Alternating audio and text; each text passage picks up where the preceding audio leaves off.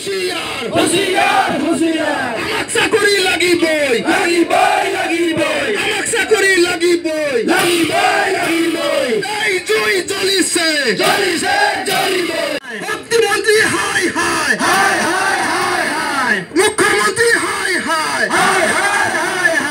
হাই সকলে আজি বছৰ বছৰ ধৰি কোনোবাই 5 বছৰ কোনোবাই 10 বছৰ কোনোবাইতো আজি তাৰিখৰ ৰিটায়াৰমেন্ট হৈছে আমি বছৰ বছৰ ধৰি শক্তি খণ্ডত অস্থায়ীভাৱে নিয়োজিত হৈ আছো ৰাতি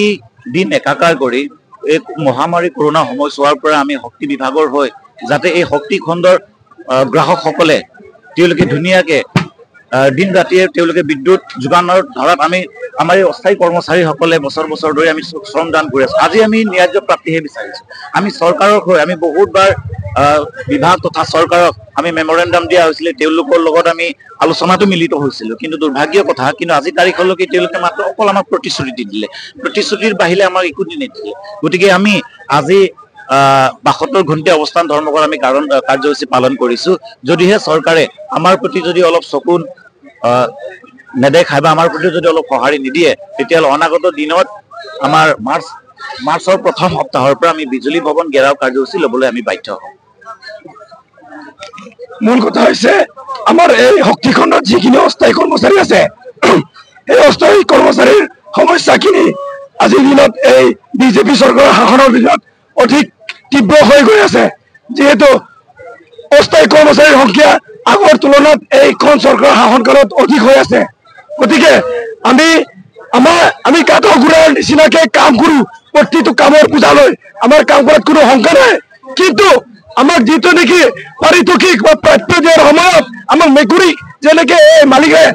মেকুৰীক হাৰ্দি খুৱাই জীয়াই ৰাখে তেনেকে আমাক হাৰ্দি খুৱাই আছে বিভাগ তথা চৰকাৰে গতিকে আমি দাবী কৰিছো আমাৰ নিজৰ প্ৰাপ্যৰ কাৰণে গতিকে আমাৰ প্ৰাপ্যৰ কাৰণে আমি দাবী কৰিব যিকোনো প্ৰকাৰে আৰু যিকোনো পৰ্যায়ত আমি উপনীত হ'বলৈ প্ৰস্তুত হৈ আছো গতিকে বিভাগ তথা চৰকাৰে আমাৰ এই দাবীক সম্পূৰ্ণ সঁহাৰি যদি অতি সোনকালে সফল কৰি দিয়ে তেতিয়া আমি আপোনালোকৰ ওচৰত চিৰকৃতজ্ঞ হৈ ৰম নহ'লে বিৰোধী হৈ যদি মন যদি উল্টা হৈ যায় আপোনালোকে তাৰ পৰিণাম ভুগিব যিহেতু আপোনাক এটা অনুমান এটা দিছো আমাৰ এই ৫,২৩৩ জন অস্থায়ী বিদ্যুৎ কৰ্মচাৰী অসমত প্ৰতিটো ঘৰৰ পদূলিত ভৰি দিয়ে গতিকে এঘৰত যদি আমি চাহ খাই যদি জিৰাই দিওঁ তেতিয়া আপোনালোকৰ চব অংক উল্টা পুল্টা হৈ যাব এই কথা আপোনালোকে মনত ৰাখিব মুখ্যমন্ত্রী হুঁশিয়ার হুঁশিয়ার হুঁশিয়ার মুখ্যমন্ত্রী হুঁশিয়ার হুঁশিয়ার হুঁশিয়ার মুখ্যমন্ত্রী হুঁশিয়ার হুঁশিয়ার হুঁশিয়ার এপিডিসিএল হুঁশিয়ার হুঁশিয়ার হুঁশিয়ার আমার অস্থায়ী কর্মচারী নির্বাচন করো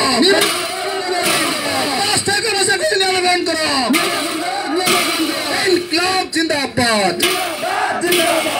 ইনকলাব জিন্দাবাদ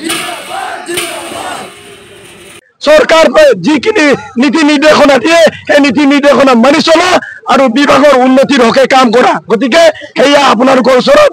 আৰু এবাৰ পুনৰ কাটৰ অনুৰোধ জনাইছো আমাৰ সমস্যাখিনি সমাধান কৰি দিয়ক ধন্যবাদ